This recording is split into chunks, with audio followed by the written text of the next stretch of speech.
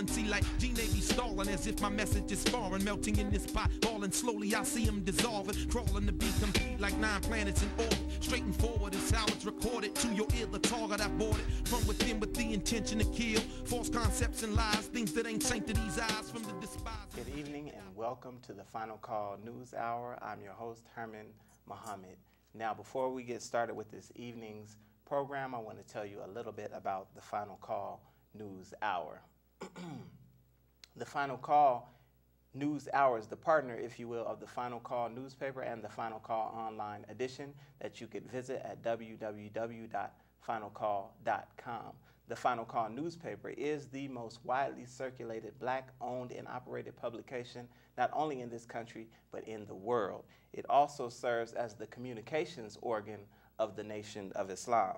The Final Call News Hour is produced by the Ministry of Information under the leadership of Brother Corey 2X. The Ministry of Information was born from the Millions More movement, which was launched in October of 2005 in order to bring all of our people together for the common cause of our survival.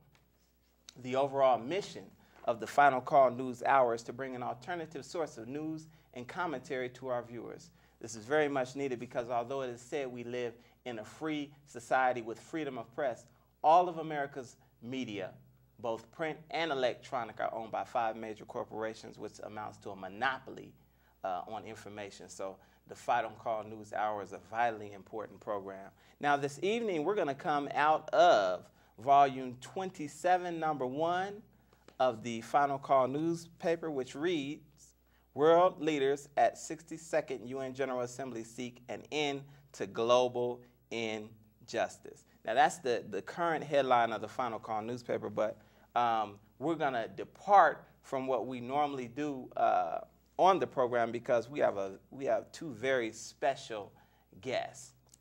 What we're trying to do, or what we're going to do, not trying to do, but what we're going to do is we're going to have a series of women in Islam.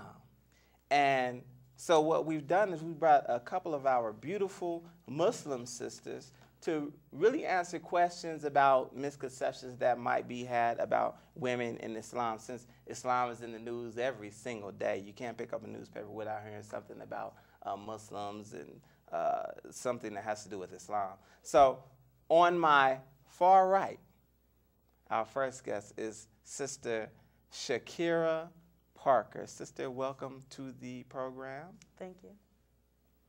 And to my immediate right, we have another sister who I understand is a nurse and has been very active in the community for quite some time, Sister Asiyah Rashid. Sister, welcome to the program. Thank you. I'm glad to be here. Yes, ma'am. Now what we want to do is we want to jump right into it because everybody wants to know about Islam, in particular women in Islam. So to get started, I just want to ask you both a couple of background questions. So starting with you, Sister Chakirah. First off, how did you come to the teachings of Islam? I was about 16 years old, and I was actually studying to get deeper into Christianity. Mm-hmm. So I started studying. I'm from Seattle. I was raised in between LA and Seattle. So my father, he has a lot of Native American background. In Seattle, when you actually go to some of the different lands, you'll find totem poles mm-hmm. that have the Arabic writing at the base of the totem pole, right, along with all of the other, significant things to that culture. And so I was like, well, what's that? Never right. seen that type of writing before. And then I was studying to get deeper into Christianity as I was raised in the church.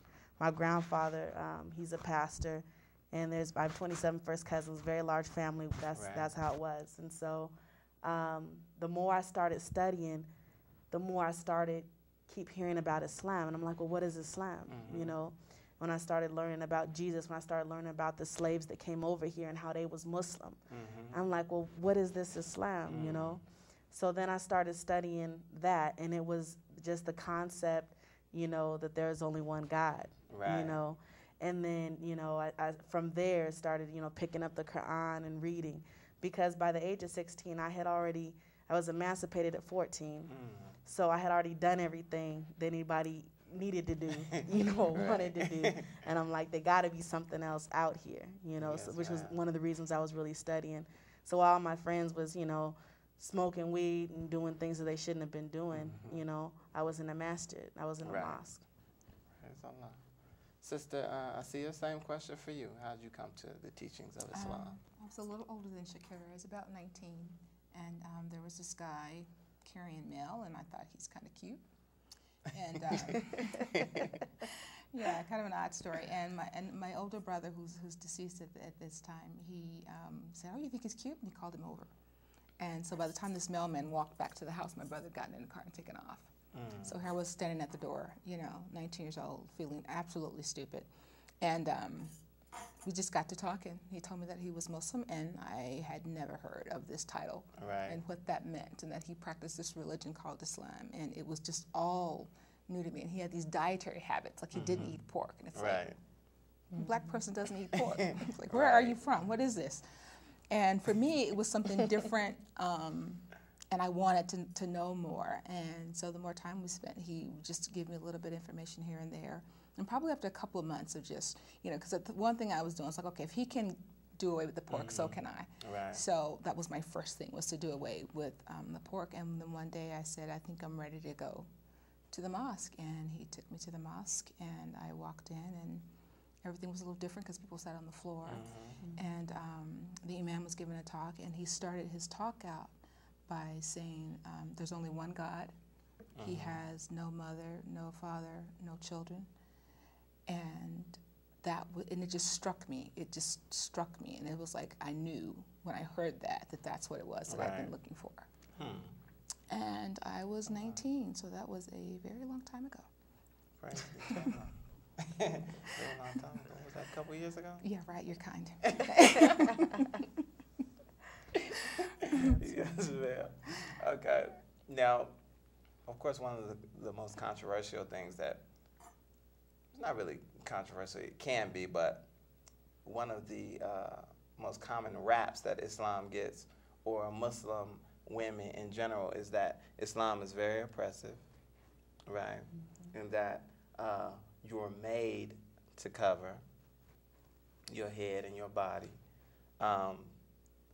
What does it mean for our viewers who do not know, of course, to be a Muslim woman and to be covered? And is it or is it not oppressive? Either one could start.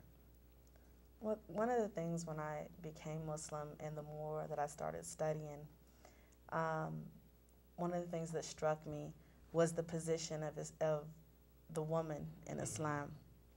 I had just finished, you know, being that I had already thrown away so much time wasted, you know, from not being religious and you know, just hanging out and being, you know, a really bad teenager. But so I had gone through my feminism stage, in which I had studied a lot, you know, in college, because I went to college while I was still in high school. I had some catching up to do.